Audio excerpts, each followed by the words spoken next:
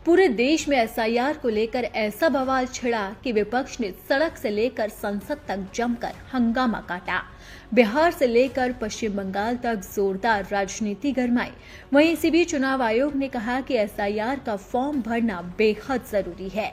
इस प्रक्रिया को लेकर भी लगातार विपक्ष सवाल उठा रहा है। इसी बीच मोदी सरकार ने बड़ी राहत दी है और साफ तौर पर कह दिया गया है कि अगर तय तारीख तक एसआईआर का फॉर्म नहीं भरा गया तो उस पर जुर्माना नहीं लगाया जाएगा।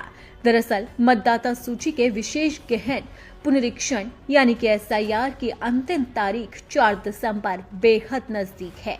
लाखों मतदाता अभी तक एसआईआर एन्यूमरेशन फॉर्म नहीं भर पाए। ऐसे में सबसे बड़ा सवाल ये है कि क्या अगर ये फॉर्म समय पर नहीं भरा गया तो वोटर लिस्ट से नाम गायब हो जाएगा या फिर दोबारा नाम जुड़वाने के लिए पेनल्टी भरनी होगी।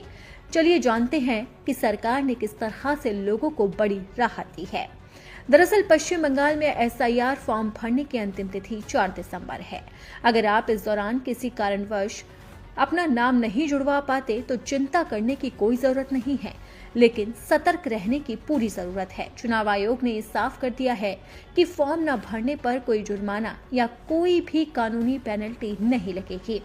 अगर 9 दिसंबर को जारी होने वाले ड्राफ्ट यानी कि वोटर लिस्ट में आपका नाम ना दिखे तो भी आपको घबराने की कोई जरूरत नहीं है, बल्कि आप जनवरी 2026 तक क्लेम ऑब्जेक्शन पीरियड के दौरान अपना नाम दोबारा से जुड़वा सकते हैं।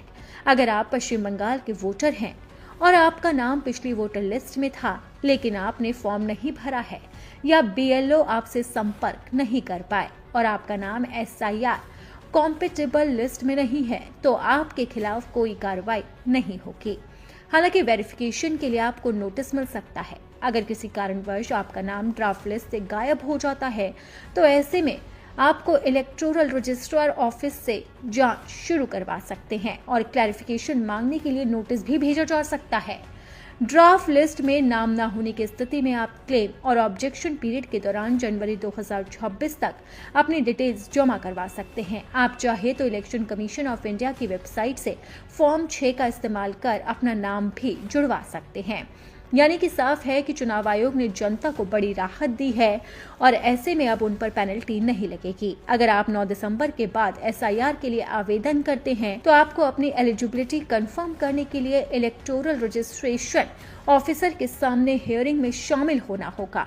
अगर आप इसमें शामिल नहीं होते या फिर अपनी क्वालिफिकेशन साबित नहीं कर पाते हैं तो आपका नाम फाइनल लिस्ट से हटा दिया जा सकता है। अगर आपका एप्लीकेशन वेरीफाई हो जाता है तो आपका नया वोटर आईडी कार्ड मिल सकता है। ध्यान रहे कि ये सारी जानकारियां तभी लागू होगी जब आप अपने इलाके की पिछली वोटर लिस्ट के अनुसार मौजूदा वोटर होंगे।